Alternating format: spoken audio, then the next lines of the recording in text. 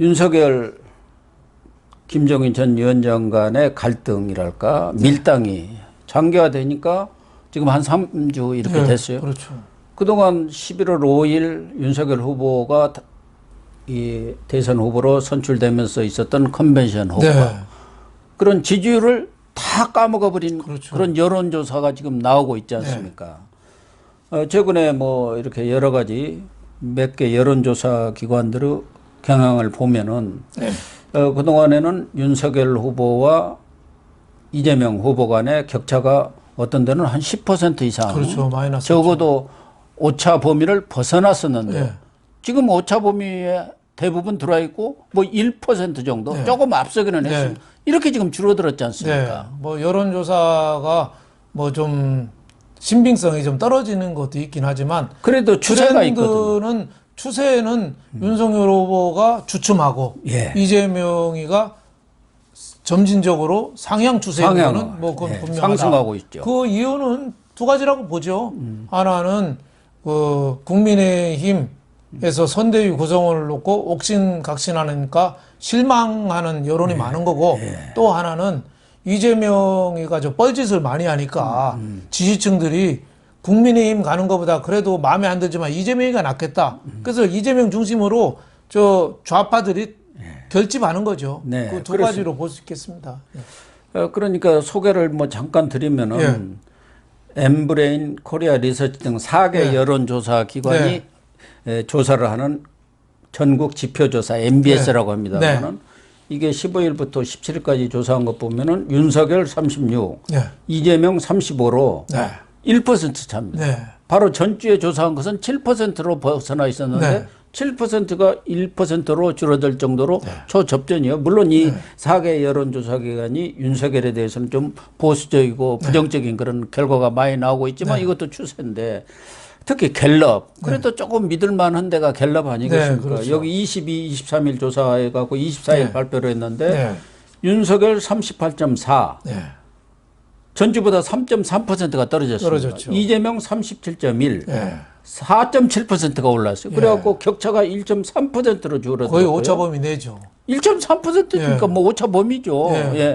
그 다음에 리얼미터 24일 같은 날 발표를 했는데 윤석열 44.1 0.3%가 떨어졌고 이재명은 37.0 2.4%가 올라가지고 7.1% 정도 차이가 있지만 결국은 윤석열은 조금 떨어지고 이재명은 꽤 오르고 이런 결과가 지금 추세가 거의 같게 나오고 있다. 그런 얘기죠.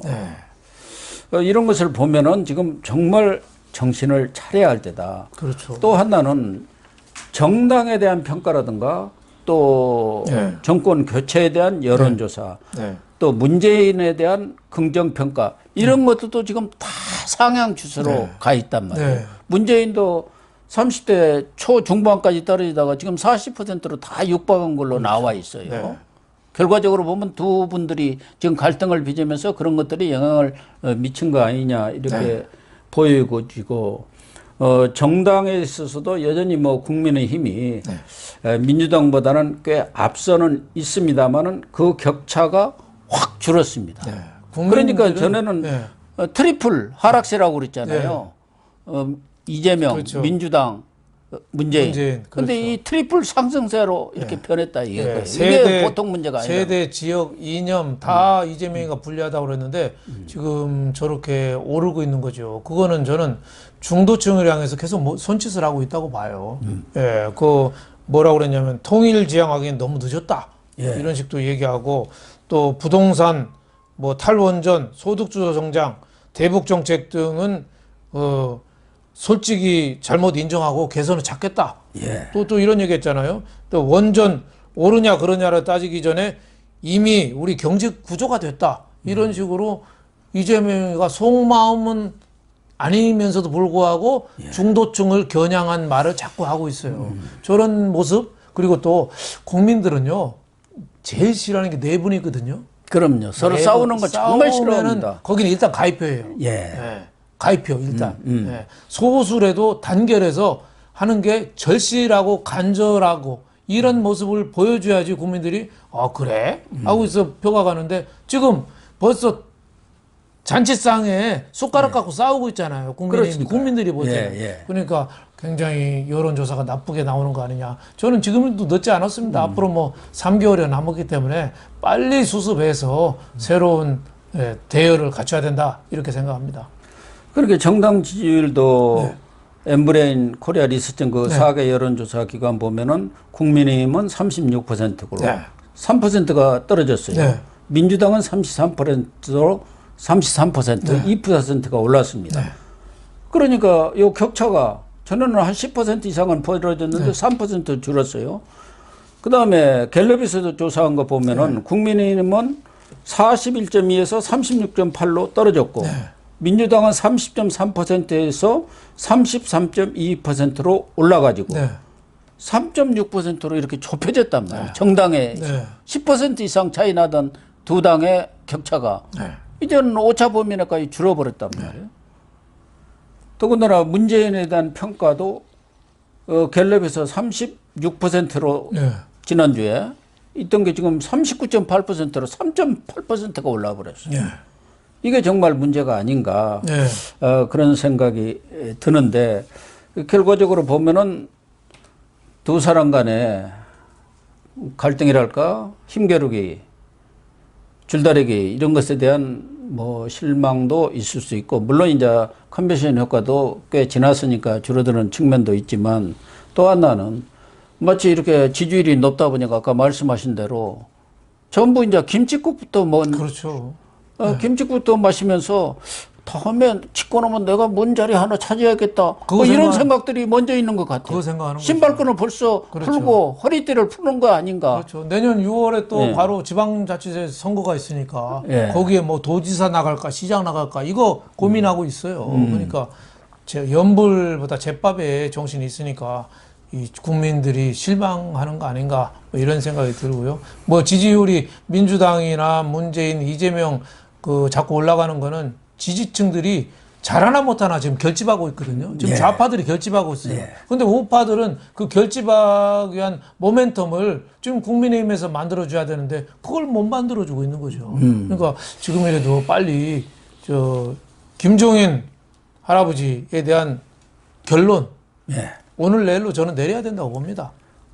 태우시든지 그냥 가든지. 그 부분은 윤석열 후보도 물론 결론이 내려야겠지만 앞서서 김종인 전 위원장이 명분이 없습니다. 무슨 큰 문제를 가지고 이념이라든가 방향이라든가 노선을 가지고 가치를 가지고 의견이 있다 하면은 좀 더 시간을 두고 기다려 보는데 좋은 말씀이에요. 이것은 사소한 김병준이 제가 싫어거든요. 제가 싫어. 그것도 본인으로서는 사람한테 집착한 거 아닙니까? 전에 계속 사람한테 집착하지 말라는 게 뭐예요?